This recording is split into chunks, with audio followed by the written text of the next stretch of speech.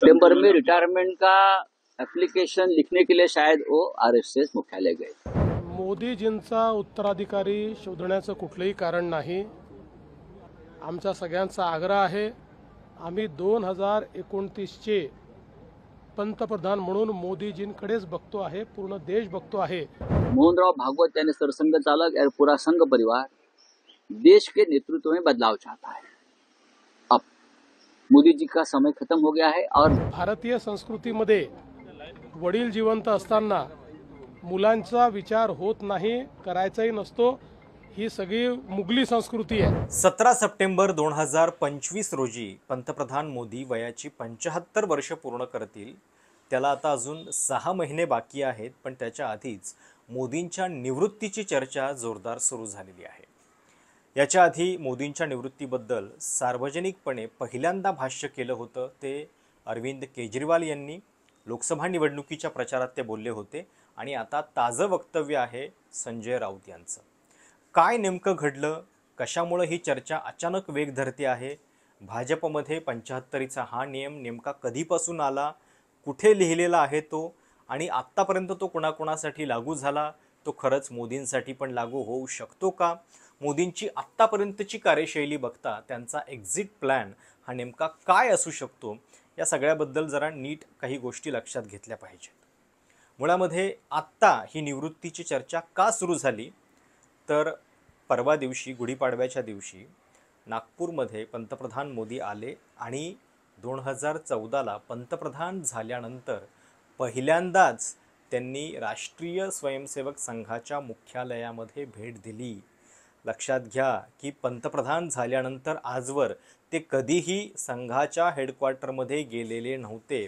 वाजपेयी सुद्धा पंतप्रधान झाल्यानंतर काही वर्षात गेले होते, पण मोदी गेल्या 11 वर्षामध्ये एकदाही तिथं गेले नव्हते। आता साहजिक आहे त्याची कारणं काही वेगळी असतील, कारण सार्वजनिकरित्या देशावरती प्रभाव टिकवण्यासाठी सरदार वल्लभभाई पटेल पासून ते अगदी सुभाषचंद्र बोस, बाबासाहेब आंबेडकर या सगळ्यांना जवळ करावं लागतं। संघाच्या आयडिओलॉजीचा किंवा संघाच्या कार्यशैलीचा वापर जो आहे तो प्रचारासाठी भलेही होत असेल, पण थेटपणे त्यांचा गौरव करणं, गोळवलकरांचा किंवा हेडगेवारांचा, हे आजपर्यंत त्यांना थेटपणे शक्य झालेलं नव्हतं। आणि नागपूरमध्ये जाऊन सुद्धा त्या दिवशी त्यांनी काय केलं, तर माधव नेत्रालयाचं उद्घाटन केलेलं आहे, शिलान्यास केला। आणि गोळवलकरांच्या नावानं खरं तर पुतळा किंवा स्मारक नाही आहे, हे हॉस्पिटल आहे, त्याचं उद्घाटन जे आहे ते पंतप्रधान मोदींनी त्या दिवशी केलं। ही एक अत्यंत कुतूहलाची गोष्ट होती, इतक्या दिवसांनी पंतप्रधान मोदी संघाच्या हेडक्वार्टरमध्ये जाणं। आणि त्याचबद्दल बोलताना संजय राऊतांनी एक विधान केलं की मोदी मुळामध्ये संघाच्या हेडक्वार्टरमध्ये यासाठी गेले कारण त्यांना आता आपला उत्तराधिकारी जो आहे तो ठरवायचा आहे। संघाला पंतप्रधान मोदींचा उत्तराधिकारी ठरवायचा आहे आणि त्यासाठी 75 वर्ष जेव्हा पूर्ण होतील त्याच्यानंतर याची अंमलबजावणी होऊ शकते। आणि राऊतांनी असंही म्हटलं की तो उत्तराधिकारी जो आहे तो महाराष्ट्रातला असू शकतो। आता झालं, संजय राऊत जाहीरपणे बोलल्यानंतर मग त्याच्यावरती रिॲक्शन आले आणि मग देशभरातल्या मीडियामध्ये सुद्धा याच्या बातम्या झाल्या। मुळामध्ये संजय राऊतांनी मोदींच्या निवृत्तीबद्दल बोलणं खरं तर हा भाजपचा पक्षाचा विषय आहे, पण एक गोष्ट लक्षात घेतली पाहिजे की याच 75चा नियम याच्या आधी भाजपनं त्यांच्याच अनेक ज्येष्ठ नेत्यांसाठी लावून झालेला आहे। म्हणजे त्याच्याबद्दल मी तुम्हाला 2 विधानं ऐकवतो आधी। दोन्ही विधानं अमित शहांचीच आहेत। 2019ला ज्यावेळी लोकसभा निवडणुकीचं तिकीट वाटप झालेलं होतं त्यावेळी भाजपचे जे दिग्गज नेते आहेत, मुरली मनोहर जोशी असतील, सुमित्रा महाजन, भगतसिंग कोश्यारी, या सगळ्यांची तिकीटं कापण्यात आलेली होती। आणि त्या तिकीट कापण्याचं कारण काय देण्यात आलेलं होतं, तर त्यांनी असं एक विधान केलेलं होतं की पक्षानं निर्णय घेतलेला आहे ज्यांची 75 वर्ष पूर्ण झालेली आहेत त्यांना आम्ही तिकीट देत नाही आहोत। झालं, अमित शहांच्या या जाहीर वक्तव्यापासूनच असं गृहीत धरू जाऊ लागलं की भाजपमध्ये हा 75चा नियम जो आहे तो आता मोदी शहांनी लागू केलेला आहे। आणि त्यामुळं आत्ता ज्यावेळी 2024ची लोकसभा निवडणूक मोदी लढत होते त्यावेळी त्यांचं वय 74 होतं आणि त्यामुळंच एका वर्षानंतर ते रिटायर होणार का याची चर्चा सुरू झालेली होती. अमित शहा यांनीच मात्र नंतर जेव्हा केजरीवाल यांनी याच्याबद्दल विधान केलं, केजरीवाल पण अत्यंत हुशार, कारण त्यावेळी ते तुरुंगामध्ये होते आणि तुरुंगातून जेव्हा ते जामिनासाठी बाहेर आले तेव्हा त्यांनी थेटपणे मोदींच्या निवृत्तीबद्दल हे विधान केलं आणि त्याच्यामध्ये सुद्धा त्यांचा सॉफ्ट कॉर्नर योगींच्या बद्दल होता. त्यांनी असं विधान केलं होतं की योगी येऊ शकतात परत त्यांचे उत्तराधिकारी म्हणून, पण अमित शहांना आपली खुर्ची टिकवायची नंतर आणि म्हणून त्यासाठी अमित शहा आत्ता मोदींच्या नावानं मत मागतायत अशी काहीतरी एक गुगली केजरीवालांनी टाकून दिलेली होती. अर्थात त्याच्याबद्दल अमित शहांचं उत्तर काय होतं हे तुम्ही थेट ऐका. आप प्रधानमंत्री होंगे देखिए, ऐसा मैं अरविंद केजरीवाल एंड कंपनी और पूरे इंडिया अलायंस को कहना चाहता हूं, मोदी जी 75 साल के हो जाए इससे आपको आनंदित होने की जरूरत नहीं है. ये भारतीय जनता पार्टी के संविधान में कहीं नहीं लिखा है. मोदी जी ही ये टर्म पूरी करेंगे और मोदी जी ही आगे देश का नेतृत्व करते रहेंगे. इसमें भारतीय जनता पार्टी में कोई कंफ्यूजन नहीं है. ये कंफ्यूजन खड़ा करना चाहिए. अमित जी आता भाजपमध्ये खरोखर हा 75चा नियम जो आहे तो कुठे लिहिलेला आहे का, तर भाजपच्या पक्षाच्या घटनेमध्ये कुठेही हा नियम जो आहे तो लिहिलेला नाहीये. ना आपल्या देशाच्या घटनेमध्ये लिहिलेला आहे की देशाचे पंतप्रधान किती वयापर्यंत त्या पदावरती राहू शकतात, कारण आपल्याकडं सर्वात वयोवृद्ध पंतप्रधान आजवर झालेले आहेत मोरारजी देसाई, जे 81व्या वर्षी पंतप्रधान झालेले होते. त्यामुळं 81व्या वर्षी त्यांनी सूत्र स्वीकारलेली होती. इथं तर पंतप्रधान मोदी हे वयाची 75 आत्ता पूर्ण करतायत 11 वर्ष पंतप्रधानपद पूर्ण केल्यानंतर.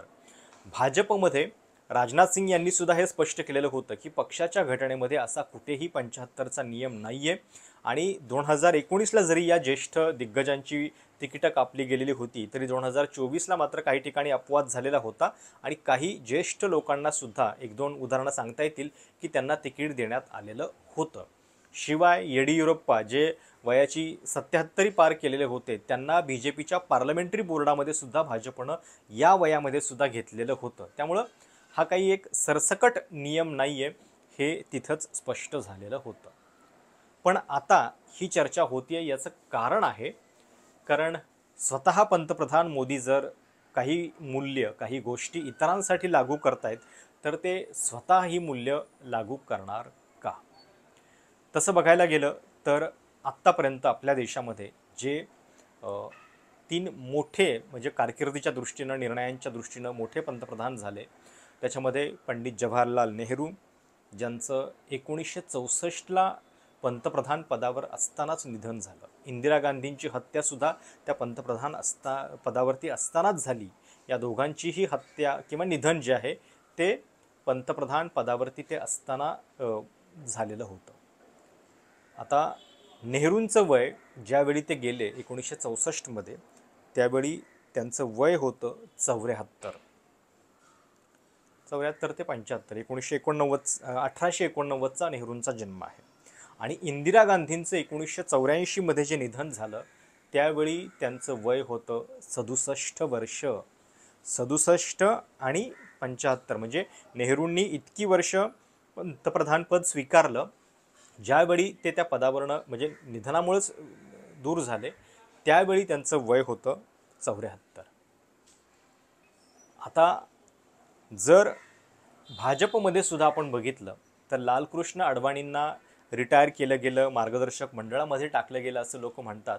पण अडवाणींचा जरी वयाचा नियम लावला तरीसुद्धा पंतप्रधान मोदी हे 2039ची सुद्धा निवडणूक लढवू शकतील, कारण 82 वर्षांचे जेव्हा लालकृष्ण अडवाणी होते 82-84 तोपर्यंत सुद्धा त्यांना संधी जी आहे ती दिली गेलेली होती लोकसभेमध्ये सुद्धा. आणि भारतीय घटनेमध्ये पंतप्रधानांच्या वयाबद्दल केवळ एवढाच उल्लेख आहे की ज्या व्यक्तीची वयाची 25 वर्ष पूर्ण झालेली आहेत आणि ज्यानं लोकसभेची निवडणूक लढवलेली आहे, जर ते लोकसभेतून येत असतील तर 25 आणि राज्यसभेतून येत असतील तर 30, एवढीच फक्त वयाची अट आहे देशाच्या पंतप्रधान पदासाठी. त्याचं अप्पर लिमिट जे आहे ते अजूनही कुठं घटनेमध्ये नमूद नाही आहे.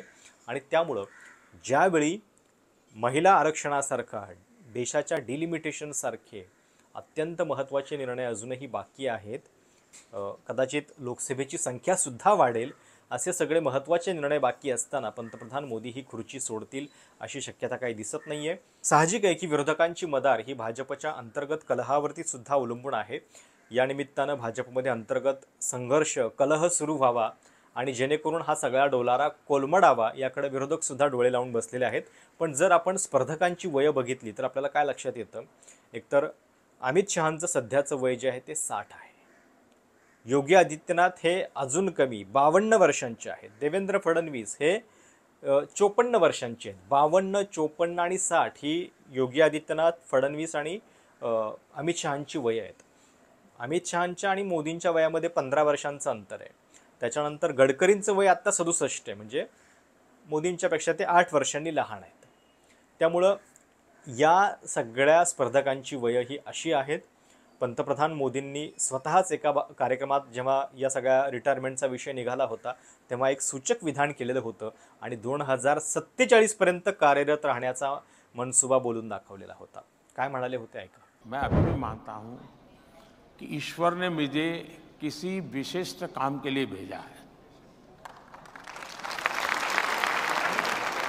परमात्मा ने मेरे लिए किसी पर्पज के लिए भेजा हुआ है, वरना मैं जिस जिंदगी से निकला हूं वहां आने का कोई लॉजिक ही नहीं बैठता है जी. कोई रास्ता नहीं जो मुझे यहां ले आए. ईश्वर ने ही इस काम के लिए मुझे कहा है, मुझे भेजा है और मेरा मार्गदर्शन भी परमात्मा स्वयं कर रहे हैं. मुझे रास्ता भी परमात्मा स्वयं दिखा रहे हैं.